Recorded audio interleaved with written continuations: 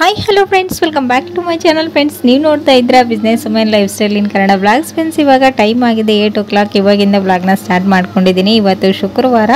ಇವತ್ತಿನ ದಿನದ full day ಬ್ಲಾಗ್ನ ನಿಮ್ಮ ಜೊತೆಗೆ ಶೇರ್ ಮಾಡೋಣ ಅಂತ ಅಂದ್ಕೊಂಡಿದ್ದೀನಿ. ಹಾಗೆಯೇ ಕೆಲವೊಬ್ಬರು ಕಾಮೆಂಟನ್ನು ಮಾಡಿದ್ರು, ಸೊ ಅದಕ್ಕೆ ಇವತ್ತಿನ ವಿಡಿಯೋದಲ್ಲಿ ಆನ್ಸರ್ನ ಮಾಡ್ತಾ ಇದ್ದೀನಿ. ಹೊಸದಾಗಿ ಯೂಟ್ಯೂಬ್ ಮಾಡೋರು ಈ ಕ್ವಶನ್ನ ಕೇಳಿರ್ಬೋದು ಅಂತ ಅಂದ್ಕೊಳ್ತೀನಿ. ನನ್ನ ಒಂದು ಯೂಟ್ಯೂಬ್ ಚಾನಲ್ ಮಾನಿಟೈಸೇಷನ್ ಆನ್ ಆಯಿತಾ ಹೇಗೆ ಅಂತ. ಸೊ ನನಗೆ ಟೈಮ್ ಹಿಡಿದಿದ್ದು 2 ವರ್ಷ ಆಗದೆ ಇರೋದು. ನಾನು 2 monthsಲ್ಲಿನೇ ಮಾನಿಟೈಸೇಷನ್ನ ಆನ್ ಮಾಡಿಕೊಂಡೆ ಅಂತ ಹೇಳ್ಬೋದು. ಸೊ ಅದು ನಿಮಗೆ ಯೂಸ್ ಆಗುತ್ತೆ ಅಂತೇಳಿ ಹೇಳ್ತಾ ಇದ್ದೀನಿ ಈ ಟಿಪ್ಸ್ಗಳು. ಸೊ 2 ವರ್ಷದಲ್ಲಿ ಆಗಲಾರದು 2 monthsಲ್ಲಿ ಹೇಗಾಯಿತು ಅಂತ ಹೇಳ್ತೀನಿ. ನಾನು ರೆಗ್ಯುಲರ್ ಆಗಿ ವೀಡಿಯೋಸ್ನ ಹಾಕ್ತಾ ಇರಲಿಲ್ಲ. ಫಸ್ಟ್ ಬಂದು ನನಗೆ ಯಾವಾಗಾದರೂ ಟೈಮ್ ಸಿಕ್ಕಾಗ ಆಗ್ತಾಯಿದ್ದೆ, ಇಲ್ಲಾಂದರೆ ಇವತ್ತು ಹಾಕೋದು, 2 days ಬಿಟ್ಟು ಹಾಕೋದು, 5 days ಬಿಟ್ಟು ಹಾಕೋದು, ಈ ರೀತಿ ರೀಸನ್ಸ್ ಹೇಳ್ಕೊಂಡು ಡೈಲಿ ವೀಡಿಯೋಸ್ನ ಹಾಕ್ತಾ ಇರಲಿಲ್ಲ. ಅದೊಂದು. ನೆಕ್ಸ್ಟ್ ಬಂದು ತಮ್ನೇಲನ್ನು ಕರೆಕ್ಟಾಗಿ ಮಾಡ್ತಾ ಇರಲಿಲ್ಲ. ಚೆನ್ನಾಗಿ ವಿಡಿಯೋ ಎಲ್ಲ ಚೆನ್ನಾಗಿರ್ತಾ ಇತ್ತು, ಬಟ್ ಆದರೆ ತಮ್ನೇಲ್ ಕರೆಕ್ಟಾಗಿ ಇರ್ತಾ ಇರಲಿಲ್ಲ. ಅಂದರೆ ವಿಡಿಯೋ ಎಷ್ಟು ಕ್ಲಾರಿಟಿಯಾಗಿ ಚೆನ್ನಾಗಿದ್ರು ತಮ್ನೇಲ್ ಚೆನ್ನಾಗಿಲ್ಲ ಅಂದರೆ ಜನ ಕ್ಲಿಕ್ ಮಾಡಿ ನೋಡೋದೇ ಇಲ್ಲ. ಸೊ ಇದನ್ನು ನೀವು ನೆನಪಲ್ಲಿ ಇಟ್ಕೊಳ್ಬೇಕಾಗುತ್ತೆ ಹೊಸ ಯೂಟ್ಯೂಬರ್ ಆದವರು. ಹಾಗೆಯೇ ಟ್ಯಾಗ್ಸ್ಗಳನ್ನು ಕಂಪಲ್ಸರಿ ಹಾಕಬೇಕು. ನಾನು ಜಸ್ಟ್ ವಿಡಿಯೋ ಅಪ್ಲೋಡ್ ಮಾಡ್ತಿದ್ದೆ, ಹಾಗೆಯೇ ಬಿಟ್ಬಿಡ್ತಿದ್ದೆ, ಟ್ಯಾಗ್ಸ್ ಏನೂ ಆಗ್ತಾ ಇರಲಿಲ್ಲ. ಇದರಿಂದನೂ ಕೂಡ ವೀಡಿಯೋಸ್ ವೈರಲ್ಲೇ ಆಗಲಿಲ್ಲ. ಡೈಲಿ ವೀಡಿಯೋಸ್ ಹಾಕಿದ್ರೂ ಒಂದೊಂದ್ಸರಿ 1-2 ವ್ಯೂಸ್ ಬರೋದಷ್ಟೇ. ಸೊ ಇವಾಗ 2 monthsಯಿಂದ ನಾನು ರೆಗ್ಯುಲರ್ ಆಗಿ ವೀಡಿಯೋಸ್ ಹಾಕ್ತಾ ಇದ್ದೀನಿ. ಹಾಗೆಯೇ ಟೈಮಿಂಗ್ ನೋಡ್ಕೊಳ್ಬೇಕು. ಮಾರ್ನಿಂಗ್ ನಿಮ್ಮ ವೀಡಿಯೋಸ್ ಒಂದ್ಸರಿ ಹಾಕಿ ನೋಡಬೇಕು, ಮಧ್ಯಾಹ್ನ ಒಂದ್ಸರಿ, ಮತ್ತು ಈವ್ನಿಂಗ್ ಒಂದ್ಸರಿ ಹಾಕಿ ನೋಡಬೇಕು. ಯಾವಾಗ ನಿಮಗೆ ವ್ಯೂಸ್ ಜಾಸ್ತಿ ಬರ್ತಾ ಇದೆ ಆ ಟೈಮಲ್ಲಿ ಹಾಕಬೇಕು. ಡೈಲಿ ಹಾಕೋದಲ್ದೇ ಟೈಮಿಂಗ್ ಕೂಡ ಸೆಟ್ ಮಾಡ್ಕೊಂಡು ನೋಡ್ಕೊಳ್ಳಿ. ಆ ಟೈಮಲ್ಲಿ ನೀವು ವೀಡಿಯೋಸ್ನ ಅಪ್ಲೋಡ್ ಮಾಡೋದ್ರಿಂದ ವ್ಯೂಸ್ ಚೆನ್ನಾಗಿ ಬರುತ್ತೆ, ಹಾಗೆಯೇ ರೀಚ್ ಕೂಡ ಚೆನ್ನಾಗಾಗುತ್ತೆ. ಸೊ ಈ ಒಂದು ಟಿಪ್ಸ್ನ ಟ್ರೈ ಮಾಡಿದೆ. ಹಾಗೆಯೇ ತಮ್ನೇಲ್ಸ್ ಕೂಡ ನೀಟಾಗಿ ಹಾಕೋದನ್ನು ಕಲ್ತಿದ್ದೀನಿ. ಸೊ ಅದರಿಂದನೂ ಕೂಡ ಚೆನ್ನಾಗಿ ವ್ಯೂಸ್ ಬಂತು. ಮತ್ತು 2 monthsಲ್ಲೇ ನನಗೆ ಮಾನಿಟೈಸೇಷನ್ ಆನ್ ಆಯಿತು. ನೀವು ರೆಗ್ಯುಲರ್ ಆಗಿ ಈ ಎಲ್ಲ ಟಿಪ್ಸ್ಗಳನ್ನು ಯೂಸ್ ಮಾಡಿಕೊಂಡು ನೀವು ಒಂದು 3 months ಕಷ್ಟಪಟ್ಟು ನೋಡಿ, ನಿಮಗೆ ಸಕ್ಸಸ್ ಖಂಡಿತ ಸಿಕ್ಕೇ ಸಿಗುತ್ತೆ. ನಾನೇ ಇದ್ದೀನಿ ಎಕ್ಸಾಂಪಲ್. ಇವಾಗ 2 ಚಾನಲ್ ನಂದು ಮಾನಿಟೈಸೇಷನ್ ಆನ್ ಆಗಿದೆ ಅಂತಲೇ ಹೇಳ್ಬೋದು. ಸೊ ನೋಡೋಣ, ನಿಮ್ಮ ಸಪೋರ್ಟ್ ಹೀಗೆ ಇದ್ದರೆ ಇನ್ನು ಮುಂದೆ ಇನ್ನು ಜಾಸ್ತಿ ವ್ಯೂಸ್ ಬಂದು ಜಾಸ್ತಿ ಸಬ್ಸ್ಕ್ರೈಬರ್ ಕೂಡ ಆಗ್ಬೋದು. ಸೊ ಈ ಟಿಪ್ಸ್ನ ಫಾಲೋ ಅಪ್ ಮಾಡಿ ನೋಡಿ, ಓಕೆನಾ. ಇದು ರಿಕ್ವೆಸ್ಟೆಡ್ ವಿಡಿಯೋ. ಅವ್ರ ಮನೆಯಲ್ಲಿ ಮಗು ಇದೆ ಅಂತೆ, ಹಾಲು ಎಷ್ಟು ಕಾಯಿಸಿದ್ರು ಒಡೆದೋಗ್ತಾ ಇದೆ. ಈ ಸಮ್ಮರ್ಗೆ ಫ್ರಿಜ್ ಇಲ್ಲ, ಹೇಗೆ ಸ್ಟೋರ್ ಮಾಡೋದು ತಿಳಿಸಿ ಅಂತ ಕೇಳಿದ್ರು. ಸೊ ಹಾಗಾಗಿ ಈ ಒಂದು ಟಿಪ್ಸ್ನ ತಿಳಿಸ್ತಾ ಇದ್ದೀನಿ. ಮೊದಲಿಗೆ ನೀವು ಹಾಲಿಗೆ ನೀರು ಹಾಕೋದು ಕಾಮನ್ ಎಲ್ರೂ. ಸೊ ಜಾಸ್ತಿ ನೀರನ್ನು ಹಾಕೋದಕ್ಕೆ ಹೋಗ್ಬೇಡಿ. ಒಂದು ಸ್ವಲ್ಪ ನೀರನ್ನು ಸೇರಿಸಿ ಹಾಲನ್ನು 1-2 ಸರಿ ಚೆನ್ನಾಗಿ ಕಾಯಿಸ್ಕೊಂಡು ತಗೊಳ್ಳಿ. ಒಂದ್ಸರಿ ಈ ರೀತಿ ಉಕ್ಕು ಬಂದ ನಂತರ ಇದನ್ನು ಇನ್ನೊಂದು ಸರಿ 2 time ಇದನ್ನು ಚೆನ್ನಾಗಿ ಕಾಯಿಸ್ಕೊಳ್ಬೇಕು. ಸೊ ನೋಡ್ತಾ ಇರ್ಬೋದು, ಇವಾಗ ಹಾಲು ಚೆನ್ನಾಗಿ ಕುದಿ ಬರೋವರೆಗೂ ನೀಟಾಗಿ ಕುದಿಸ್ಕೊಳ್ಬೇಕು. ಹಾಗೇನೆ ಕೆನೆ ಚೆನ್ನಾಗಿ ಬರ್ಬೇಕಂದ್ರೆ ಇದು ಚೆನ್ನಾಗಿ ಉಕ್ಕು ಬಂದ ನಂತರ ಇದ್ರ ಹಬೆ ಔಟ್ಸೈಡ್ ಹೋಗ್ದೇನೆ ಇದ್ರ ಮೇಲ್ಗಡೆ ಒಂದು ಮುಚ್ಚಳನ ಮುಚ್ಚಬೇಕು. ಒಂದು ಸ್ವಲ್ಪ ಗಾಳಿ ಆಡಬೇಕಷ್ಟೇನೆ. ಈ ರೀತಿ ಮುಚ್ಚೋದ್ರಿಂದನೂ ಕೂಡ ಕೆನೆ ತುಂಬಾನೇ ಚೆನ್ನಾಗಿ ಬರುತ್ತೆ. ಫ್ರಿಜ್ ಇಲ್ದೇನೆ ನೀವು ಕೆನೆನ ಸ್ಟೋರ್ ಮಾಡಿ ತುಪ್ಪನ ಮಾಡ್ಕೊಳ್ಬೋದು. ಸೊ ಇವಾಗ ನೋಡ್ತಾ ಇದ್ರೆ ಹಾಲನ್ನು ಹೇಗೆ ಕೆಡದಾಗೇನೆ ಇಡೋದಂತ ತೋರಿಸ್ತಾ ಇದ್ದೀನಿ. ಸೊ ಇಲ್ಲಿ ನೋಡ್ತಾ ಇದ್ರೆ ಒಂದು ದೊಡ್ಡ ಪಾತ್ರೆಯಲ್ಲಿ ನೀರನ್ನು ತಗೊಂಡಿದ್ದೀನಿ. ಇದ್ರ ಒಳಗಡೆ ನಾವು ಈ ಒಂದು ಹಾಲಿನ ಪಾತ್ರೆಯನ್ನ ಇಡಬೇಕು. ಈ ಹಾಲಿನ ಪಾತ್ರೆ ಮುಳುಗುವಷ್ಟು ನೀರನ್ನು ಹಾಕ್ಬೇಕು. ಇಲ್ಲಿ ವಿಡಿಯೋದಲ್ಲಿ ತೋರಿಸಿದಾಗೇನೆ ನೀವು ನೀರನ್ನು ಹಾಕಿ ಇಡೋದ್ರಿಂದ ನೀವು 8 o'clockಗೆಲ್ಲನೂ ಹಾಲನ್ನು ಕಾಯಿಸಿದ್ರೆ, ಓವರ್ ನೈಟ್ ಇಟ್ಟು ನೀವು ಮಾರ್ನಿಂಗ್ ಹಾಲನ್ನು ಕಾಯಿಸಿದ್ರೆ ಇದು ಒಡೆಯೋದಿಲ್ಲ. ಫ್ರಿಜ್ ಇಲ್ದೇನೆ ನೀವು ಈ ರೀತಿ ಹಾಲನ್ನು ಇಡ್ಬೋದು, ಓಕೆನಾ. ಸೊ ಈ ಒಂದು ಟಿಪ್ಸ್ ಈ ಸಮ್ಮರಲ್ಲಿ ಖಂಡಿತ ಯೂಸ್ಫುಲ್ ಆಗುತ್ತೆ. ಮನೆಯಲ್ಲಿ ಮಕ್ಕಳು ಇರ್ತಾರೆ, ಸೊ ನೈಟೆಲ್ಲ ಆಳ್ತಾ ಇರ್ತಾರೆ, ಹಾಲು ಕಾಯಿಸಿ ಕುಡಿಸೋದಕ್ಕೆ ಹೋದರೆ ಒಡೆದೋಗಿರುತ್ತೆ. ಸೊ ಈ ಒಂದು ಟಿಪ್ಸ್ ಖಂಡಿತ ಯೂಸ್ಫುಲ್ ಆಗುತ್ತೆ, ಟ್ರೈ ಮಾಡಿ ನೋಡಿ, ಓಕೆನಾ. ಮಧ್ಯಾಹ್ನ ನಾನಿಲ್ಲಿ ಕೆಂಪು ಮೆಣಸಿನ್ಕಾಯಿ ಚಟ್ನಿನ ಮಾಡ್ಕೊಳ್ತಾ ಇದ್ದೀನಿ. ಇದು ಒಂದ್ಸರಿ ಮಾಡಿದರೆ ನೀವು 6 monthsವರೆಗೂ ಯೂಸ್ ಮಾಡ್ಬೋದು. ಸ್ಟೋರೇಬಲ್ ಚಟ್ನಿ ರೆಸಿಪಿ ಅಂತಲೇ ಹೇಳ್ಬೋದು.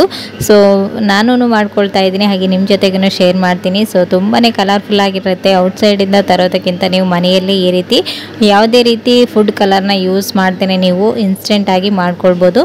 ಸೊ ಬನ್ನಿ ಇದನ್ನು ಯಾವ ರೀತಿ ಮಾಡೋದು, ಇದಕ್ಕೇನೆಲ್ಲ ಇಂಗ್ರೀಡಿಯೆಂಟ್ಸ್ ಬೇಕಂತೇಳಿ ಡೀಟೇಲ್ ಆಗಿ ತಿಳಿಸ್ತೀನಿ. ಬನ್ನಿ ನೋಡ್ಕೊಂಡು ಬರೋಣ, ಓಕೆನಾ.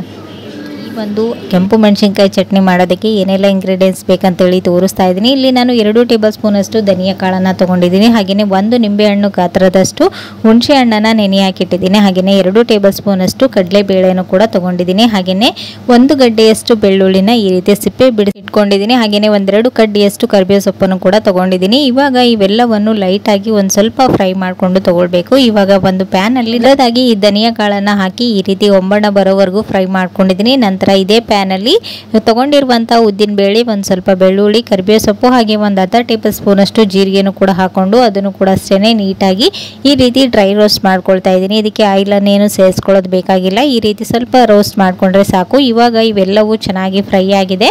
ಸ್ವಲ್ಪ ಕಡಲೆಬೇಳೆ ಹಸಿ ವಾಸನೆ ಹೋಗೋವರೆಗೂ ನೀಟಾಗಿ ಫ್ರೈ ಮಾಡಿಕೊಂಡ್ರೆ ಸಾಕು. ಇವಾಗ ಇವನ್ನ ಒಂದು ಪ್ಲೇಟ್ಗೆ ತೆಗೆದುಕೊಂಡು ಒಂದು ಮಿಕ್ಸಿ ಜಾರ್ಗೆ ಹಾಕೊಂಡು ನೀಟಾಗಿ ಪೌಡರ್ ಮಾಡಿ ತಗೊಳ್ಬೇಕು. ಸ್ವಲ್ಪ ತಣ್ಣಗಾಗೋಷ್ಟರಲ್ಲಿ ನಾವು ಇದಕ್ಕೆ ಬೇಕಾದಂಥ ಕೆಂಪು ಮೆಣಸಿನ್ಕಾಯಿನ ರೆಡಿ ಮಾಡ್ಕೊಳ್ಳೋಣ. ಇಲ್ಲಿ ನೋಡ್ತಾ ಇದ್ದೀರಾ, ನಾನು ಒಂದು ಅರ್ಧ ಕೆಜಿಯಷ್ಟು ಈ ರೀತಿ ಹಣ್ಣಾಗಿರುವಂತಹ ಮೆಣಸಿನ್ಕಾಯಿನ ತಗೊಂಡಿದ್ದೀನಿ. ನೀವು ಇಲ್ಲ ಅಂತಂದ್ರೆ ಒಣ ಮೆಣಸಿನ್ಕಾಯಿನ ನೀವು ನೀರಲ್ಲಿ 1 ಅವರ್ ವರೆಗೂ ನೆನೆಸಿಟ್ಟು ಈ ರೀತಿ ಚಟ್ನಿನ ರೆಡಿ ಮಾಡ್ಕೊಳ್ಬೋದು. ಬಟ್ ಆದರೆ ಈ ರೀತಿ ಹಣ್ಣಾಗಿರುವಂತಹ ಮೆಣಸಿನ್ಕಾಯಿ ಇದ್ರೆ ಈ ಒಂದು ಚಟ್ನಿ ಇನ್ನೂ ಟೇಸ್ಟಿಯಾಗಿರುತ್ತೆ. ಸೊ ಇಲ್ಲಿ ನೋಡ್ತಾ ಇದ್ರೆ ನಾನು ಒಂದು ಅರ್ಧ ಕೆಜಿಯಷ್ಟು ಹಣ್ಣಾಗಿರುವಂಥ ಮೆಣಸಿನ್ಕಾಯಿನ ತಗೊಂಡಿದ್ದೀನಿ. ಇದನ್ನ ಒಂದೆರಡು ಸರಿ ಚೆನ್ನಾಗಿ ವಾಶ್ ಮಾಡಿಬಿಟ್ಟು ಒಂದು ಸ್ವಲ್ಪನೂ ನೀರಿನಂಶ ಇಲ್ಲಾರ ಥರ ಇದನ್ನ ಒರೆಸಿ ತಗೊಳ್ಬೇಕು. ಇದರ ಕಡ್ಡಿಯನ್ನು ಸಪ್ರೇಟ್ ಮಾಡಿಬಿಟ್ಟು ಸೊ ಇವಾಗ ಒಂದು ಪ್ಯಾನ್ಗೆ ಇವನ್ನ ಹಾಕೊಂಡು ಒಂದು ಸ್ವಲ್ಪ ಡ್ರೈ ರೋಸ್ಟ್ ಮಾಡ್ಕೊಳ್ಬೇಕು ಅಷ್ಟೇನೆ. ಇವಾಗ ಈ ಕಡೆ ಹುರಿದಿಟ್ಕೊಂಡಿರುವಂಥ ಮಸಾಲೆ ಇತ್ತಲ್ವಾ, ಅದನ್ನೆಲ್ಲನೂ ಒಂದು ಮಿಕ್ಸಿ ಜಾರ್ಗೆ ಸೇರಿಸ್ಕೊಂಡು ನಾನು ಈ ರೀತಿ ತರಿಯಾಗಿ ಗ್ರೈಂಡ್ ಮಾಡ್ಕೊಂಡಿದ್ದೀನಿ. ಸೊ ವಿಡಿಯೋದಲ್ಲಿ ತೋರಿಸ್ತಾ ಇದ್ದೀನಿ ನೋಡಿ, ಈ ರೀತಿ ಗ್ರೈಂಡ್ ಮಾಡಿಕೊಂಡು ಇದನ್ನ ಪಕ್ಕಕ್ಕೆ ಇಟ್ಕೊಳ್ಳಿ.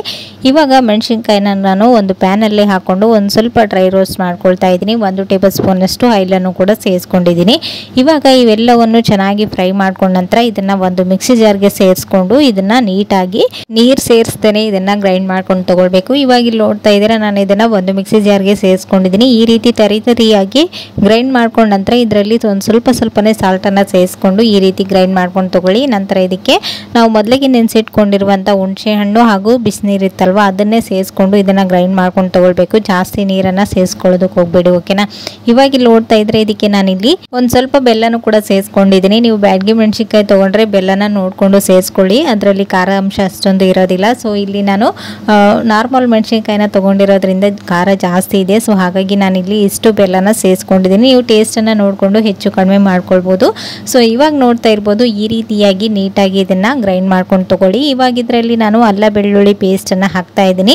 ನಿಮ್ಮ ಹತ್ರ ಅಲ್ಲ ಬೆಳ್ಳುಳ್ಳಿ ಇದ್ದರೆ ಸಪ್ರೇಟಾಗಿ ನೀವು ಹಸಿ ಅಲ್ಲನೇ ರುಬ್ಕೊಳ್ಳುವಾಗನೇ ಸೇರಿಸ್ಕೊಂಡ್ರೆ ಆಯಿತು. ಸೊ ಈ ರೀತಿನೇ ಎಲ್ಲನೂ ನೀಟಾಗಿ ಕೆಂಪು ಮೆಣಸಿನ್ಕಾಯಿ ಚಟ್ನಿನ ರೆಡಿ ಮಾಡ್ಕೊಂಡಿದ್ದೀನಿ. ಇವಾಗ ಇದರಲ್ಲಿ ಇರ್ತಕ್ಕಂಥ ನೀರಿನಂಶ ಎಲ್ಲನೂ ಕಂಪ್ಲೀಟ್ ಆಗಿ ಹೋಗೋವರೆಗೂ ಇದನ್ನು ಆಯಿಲಲ್ಲಿನೇ ಫ್ರೈ ಮಾಡ್ಕೊಳ್ಬೇಕು. ಇದು ಜಾಸ್ತಿ ದಿನ ಬಾಳಿಕೆ ಬರಬೇಕಂದ್ರೆ ನೀವು ಇದನ್ನು ಈ ರೀತಿನೇ ನೀಟಾಗಿ ಫ್ರೈ ಮಾಡ್ಕೊಳ್ಬೇಕಾಗುತ್ತೆ. ಸೊ ಇವಾಗ ಇಲ್ಲಿ ನೋಡ್ತಾ ಇದ್ರೆ ನಾನು ಒಂದು ಪ್ಯಾನಲ್ಲಿ 1 ಕಪ್ನಷ್ಟು ಆಯಿಲನ್ನು ಸೇರಿಸ್ಕೊಂಡಿದ್ದೀನಿ. ಅದರಲ್ಲಿ ನಾವು ಮೊದಲಿಗೆ ಗ್ರೈಂಡ್ ಮಾಡಿ ಇಟ್ಕೊಂಡಿರುವಂಥ ಈ ಮಸಾಲ ಪೇಸ್ಟ್ ಇರುತ್ತಲ್ವ, ಚಿಲ್ಲಿ ಪೇಸ್ಟ್, ಅದನ್ನು ಹಾಕಿ ಚೆನ್ನಾಗಿ ಎಲ್ಲನೂ ನೀಟಾಗಿ ಆಯಿಲ್ ಸಪ್ರೇಟ್ ಆಗೋವರೆಗೂ ಈ ರೀತಿ ಫ್ರೈ ಮಾಡ್ಕೊಳ್ಬೇಕು. ಈ ರೀತಿ ಮಿಕ್ಸ್ ಮಾಡ್ಕೊಳ್ತಾನೆ ನೀವು ನೀಟಾಗಿ ಫ್ರೈ ಮಾಡಿಕೊಂಡ್ರೆ ಇದು ಒಂದೊಳ್ಳೆ ಗಟ್ಟಿ ಹದಕ್ಕೆ ಬರುತ್ತೆ. ಸೊ ಆವಾಗ ಇದರಲ್ಲಿರ್ತಕ್ಕಂಥ ನೀರಿನಂಶ ಎಲ್ಲನೂ ಕಂಪ್ಲೀಟ್ ಆಗಿ ಹೋಗಿ ಆಯಿಲ್ ಮೇಲ್ಗಡೆ ತೇಲೋದಕ್ಕೆ ಸ್ಟಾರ್ಟ್ ಆದ ತಕ್ಷಣ ನಾವು ಇದಕ್ಕೆ ಮೊದಲಿಗೆ ಗ್ರೈಂಡ್ ಮಾಡಿ ಇಟ್ಕೊಂಡಿರುವಂತಹ ಮಸಾಲ ಪುಡಿ ಇತ್ತಲ್ವ ಅದನ್ನು ಕೂಡ ಸೇರಿಸ್ಕೊಂಡು ಈ ರೀತಿ ಮಿಕ್ಸ್ ಮಾಡ್ಕೊಂಡು ತಗೊಳ್ಳಿ.